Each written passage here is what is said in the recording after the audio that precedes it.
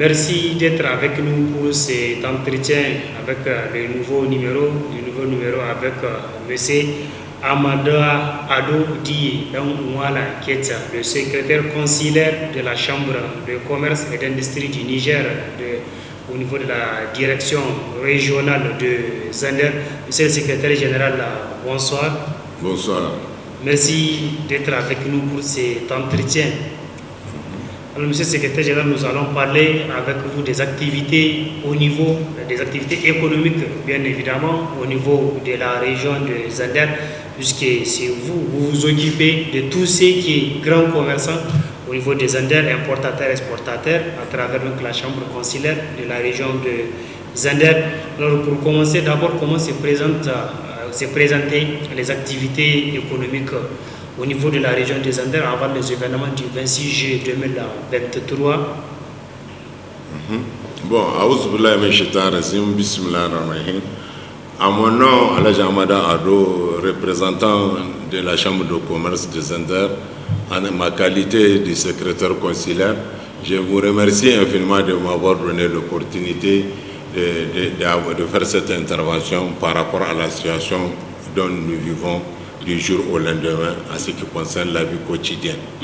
Effectivement, la Chambre de commerce, c'est comme une représentation de tous les opérateurs économiques de la région de Zander. Donc ça va à l'échelle graduelle, ça commence du petit commerçant formel jusqu'aux grands importateurs. C'est ce qui fait que maintenant, après l'événement du 26 juillet, il s'était trouvé que notre région est confrontée avec des difficultés énormes. Donc il y a des difficultés énormes, c'est-à-dire le premier aspect, l'approvisionnement du marché local, comment alimenter la surface avec les denrées accessibles aux populations. Donc c'était trouvé qu'avec la fermeture des frontières, nous avons eu pas mal de difficultés. Effectivement. Voilà donc en somme ce qui nous a un peu entravé la bonne marche du système économique de la région de Zander. Concrètement, ces difficultés-là, c'est lié à quoi? Bon, premier aspect, les difficultés, c'est lié, il y a la fermeture des frontières. Vous savez, ça fait un temps assez long que nous, la frontière de Zander a été formée avec le Nigeria. Donc, nous avons souffert, mais avec un temps assez, avec une forte concentration et avec certains opérateurs économiques, ils ont trouvé les quelques issues favorables pour pouvoir acheminer les quelques denrées nécessaires pour alimenter le marché local avec des voies qui n'est pas la voie officielle. Donc, ils trichent pour amener, mais tout en respectant les corridors et la chaîne douanière. Et deuxième aspect, il y a la fermeture comment on appelle ça, de la frontière béninoise. Voilà. Donc, comme le port béninois de Cotonou, c'est le grand port qui dessert les pays enclavés, et presque la majorité des aliments que nous mangeons viennent du port de Cotonou. Mais ça, là, c'est encore un autre blocage. Mais maintenant, il y a eu un ouf de soulagement. C'est-à-dire qu'il y a des commerçants de Zander qui font entrer des marchandises à travers le port de Cotonou et le Nigeria. Je parle des grands commerçants de Zander. Oui, il y a des importateurs à Zander qui travaillent avec le port de Cotonou. Ils sont assez énormes. Et ici à Zander, il y a exemple d'Ambakane, il y a Habou Ousmane, il y a Alhaji Abraham Seydou, il y a, comment il s'appelle, ils sont des nombreux, il y a un grand nombre de gens, surtout ceux qui font les textiles, Alhaji Sanou Oumarou. Nous sommes nombreux, il y a, comment on appelle ça, établissement Mézaré et Fils. Oui. Et ce sont des gens qui vivent dans l'importation. Vraiment. C'est-à-dire que tous ces établissements aujourd'hui sont dans des difficultés? Bon, ils sont dans des difficultés. Pratiquement, la grande majorité des opérateurs économiques, ils ont eu leur marchandise qui a été bloquée à la frontière. Ils ont fini avec les formalités au niveau du port. Oui. Et une fois ils étaient venus au niveau de la frontière et il y a eu l'événement de coup d'État, ils ont été bloqués. Donc, c'est avec des négociations qu'on a eu à faire, de trouver une issue de contournement pour revenir au niveau de Burkina et faire rentrer la marchandise avec des sommes importantes qui ont joué sur leur économie, sur leur gestion. Est-ce à dire que ce contour peut jouer également sur les prix des denrées ici à Zander? Oui, ça peut jouer parce que c'est un contournement qui a coûté plus de 500 à 1 million. Donc vous voyez, donc ça va retomber sur le consommateur. Parce qu'ils cherchent un bénéfice, obligatoirement ils vont augmenter. C'est ça qui a amené donc, la surcharge du prix au niveau du marché local. Oui, mais avec même le contournement, on aurait appris qu'il y a encore des difficultés entre Burkina et Djori pour entrer au Niger. Est-ce que ça vous concerne également? Ça concerne Oui, ça peut nous concerner. En tant qu'opérateur économique, ce qui nous intéresse, c'est la durée. La durée. Un bon opérateur économique préfère à ce que quand il charge, en un temps record, il trouve sa marchandise. Mais malheureusement, sur le corridor là dont on suit maintenant, Lomé, Burkina, Zander, donc il y a ce qu'on appelle l'escorte douanière. Et cette escorte douanière est sous la supervision des FINIS, des forces de défense et de sécurité. Donc il y a un convoi qui est là. Maintenant, le convoi est périodique. Maintenant, tout ce qui est périodique, il faut la patience. Donc, ce n'est pas à toi de dire, prends le camion, va. Donc, il y a une durée qui est définie. Il y a un temps qui dit que voilà, à telle période vous allez quitter et à telle période vous allez revenir. Donc, voilà comment le processus est là. C'est pour cela que le riz aussi est cher ici à Zander. Bon, le riz, les gens disent que le riz est cher, compte tenu même de la situation actuelle, même avant le coup d'État du 26 juillet. Déjà, au niveau déjà entre le 4 et le 6, nous avons eu déjà l'écho et les informations au niveau de la zone de ravitaillement qui est l'Inde. L'Inde déjà a empêché l'importation du riz. L'Inde a empêché depuis le 6. Depuis les 6 oui, l'exportation du riz vers d'autres régions, compte tenu des événements catastrophiques qui se sont succédés à l'Inde. Ils ont voulu bloquer cela, mais maintenant les gens profitent pour chercher des couleurs pour pouvoir exporter au niveau de l'Inde, exporter les riz de l'Inde vers les pays africains. C'est ce qui fait qu'il y a la surenchère de ce prix, c'est ce qui fait que les gens crient au niveau de la zone des pays enclavés. Alors jusqu'où peut aller cette situation à votre avis? Bon, pour le moment, pour éviter cela, il faut que maintenant qu'on trouve une autre issue. Il y a beaucoup de corridors, il faut trouver l'opportunité de certains corridors pour pouvoir ravitailler les aliments de tous côtés. Comme ça peut un peu soulager pour atténuer la souffrance de la population. Monsieur le secrétaire consulaire, vous êtes mieux placé pour le dire. Est-ce à dire que l'économie de la région des Andes souffre aujourd'hui avec la fermeture des différentes frontières, avec les différentes sanctions, disons? Oui, l'économie des Andes souffre parce que ce que vous dites vraiment c'est réel. Et les gens se décarcassent pour trouver de quoi vendre au niveau des populations parce que il n'y a pas comme avant, quand tu achètes une marchandise en un temps record tu gagnes ça. Maintenant qu'est-ce que les gens craignent? Les gens craignent la rupture.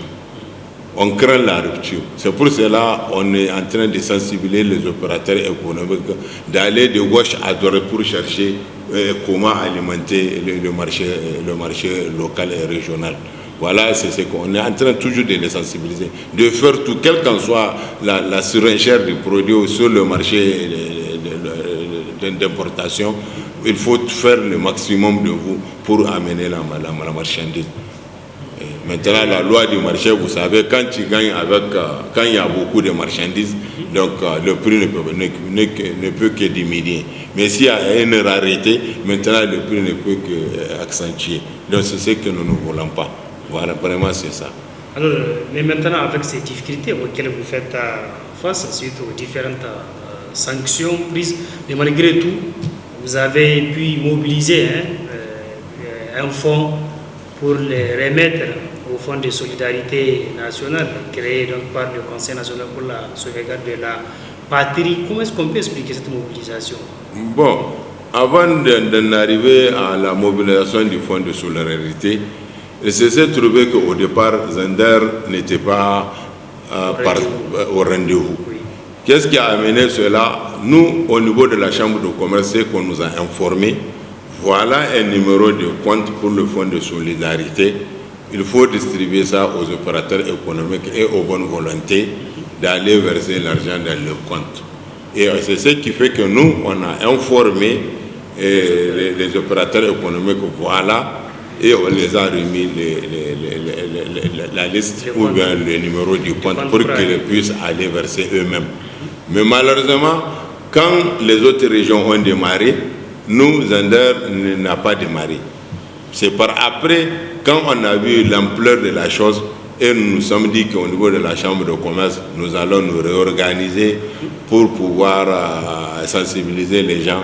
Et on a passé de boutique en boutique et de porte en porte pour voir les bonnes volontés, pour qu'ils nous remettent. Dieu merci, on a eu quelque chose de 101 600 et quelques mille francs qu'on a eu à collecter pour alimenter le fonds de solidarité au niveau de la région de Zander. Et quelle a été la réaction des responsables de ces fonds quand vous avez remis l'argent? Bon, vraiment, ils étaient fiers de Zander parce que nous, dans un premier temps, pourquoi les gens n'étaient pas partants? Parce que l'économie de Zander a été asphyxiée. Tous les travaux de l'État qu'on va exercer dans la région de Zander, ce sont les opérateurs des autres régions qui viennent à Zander pour exécuter le marché. Donc nous, on était mis en marge. Mais avec le fonds que vous avez remis aux autorités de transition, on peut peut-être dire que vous vous êtes acquitté de ce qui est de votre devoir. Maintenant, vous, qu'est-ce que vous attendez du Conseil national pour la sauvegarde de la patrie face à vous? Bon, vous savez, l'argent là... Vous pouvez avoir des marchandises bloquées.